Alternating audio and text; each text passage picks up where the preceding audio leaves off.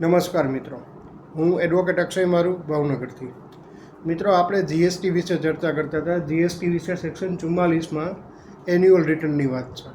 હવે આ annual return એટલે છે ને વર્ષમાં એક જ વાર આવે. તો આ એન્યુઅલ રિટર્ન જે છે એ દરેક વર્ષે જે છે એ 31 ડિસેમ્બર પહેલાં જે છે 31 ડિસેમ્બર પછી આપણે એ ભરી દેવાનું હોય દર વર્ષે.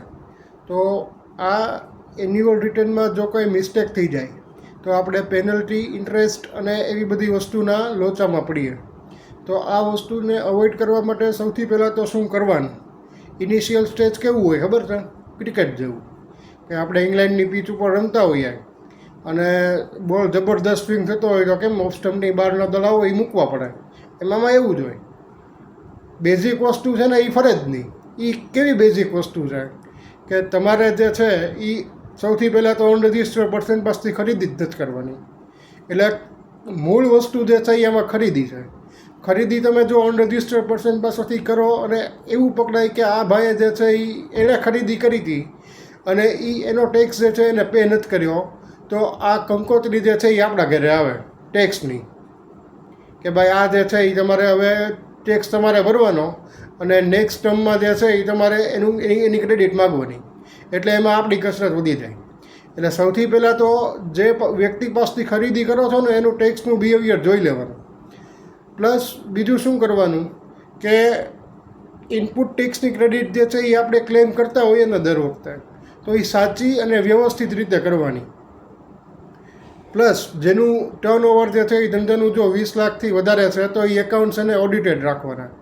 જો ઓડિટેડ એકાઉન્ટ્સ ન હોય બરાબર, અને પછી જો એમાં કંઈ પણ ભૂલ થાય તો એ જવાબદારી જે છે એ એસએસસીની જ આવે છે બરાબર. આમાં જે છે એ વસ્તુ કેવી છે કે જો તમે એક્સેસ પેમેન્ટ કરી દીધું ને બરાબર, તો આમાં બહુ ચિંતાનો વિષય નથી.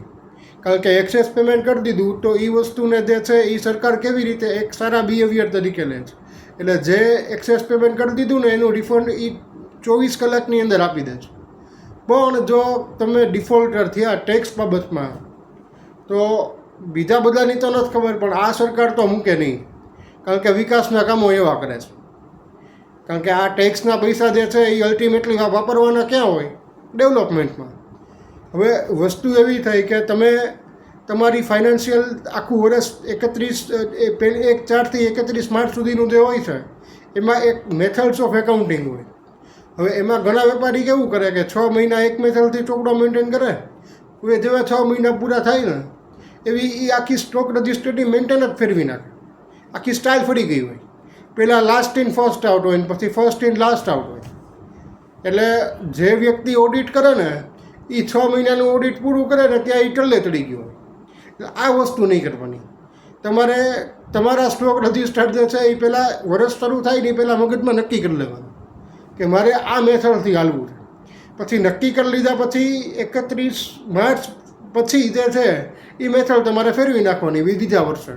એટલે બેયના પ્લસ માઇનસ જે છે એ આપણને ખબર પડે. પછી જે છે એ ફાઇનલ રિટર્ન તમે જ્યારે ફિલઅપ કરો છો તો ફાઇનલ રિટર્નમાં જે છે એ તમારે બધી વસ્તુની ડિટેલ જે છે એ પ્રોપર ભરી અને એ સબમિટ કરી દેવાનું. ખાલી એટલું જ છે. હવે જો લેટ આપણે થયા, કારણ કે આમાં તો કેવું છે કે જે પ્રોપર બિહેવિયરથી વ્યક્તિ ચાલે છે તો એને પ્રોબ્લેમ થવાનો જ નથી. ચાહે ઇનપુટ ટેક્સની ક્રેડિટનો ક્લેમ હોય કે બીજો કોઈ પણ ક્લેમ હોય. તમે તમારું ટેક્સ બિહેવિયર જે છે એ પ્રોપર અને વ્યવસ્થિત હોય તો આપણા બિઝનેસને જે છે એ બીજી કોઈ ગવર્મેન્ટની લાયબિલિટી ટેક્સ સિવાયની આવતી નથી.